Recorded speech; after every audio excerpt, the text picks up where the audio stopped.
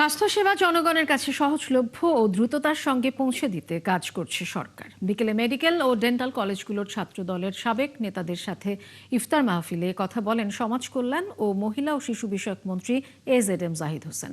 রাজধানী শাহবাগে শহীদ আবু সাইদ কনভেনশন সেন্টারে এই ইফতার মাহফিল হয়। সমাজ কল্যাণ মন্ত্রী বলেন, প্রধানমন্ত্রী তারেক রহমান নির্বাচনী প্রতিশ্রুতি বাস্তবায়নে নিরলসভাবে কাজ করে যাচ্ছেন। বিগত সময়ে ফ্যাসিবাদ বিরোধী আন্দোলনে যারা নানাভাবে ক্ষতিগ্রস্ত হয়েছে তাদের পুনর্বাসন করা হবে বলেও জানান তিনি। অনুষ্ঠানে বিশেষ অতিথি ছিলেন স্বাস্থ্য ও পরিবার পরিকল্পনা মন্ত্রী সর্দার সাখাওয়াত হোসেন। তিনি বলেন, জনসংখ্যার তুলনায় দেশে চিকিৎসকের সংখ্যা খুবই কম।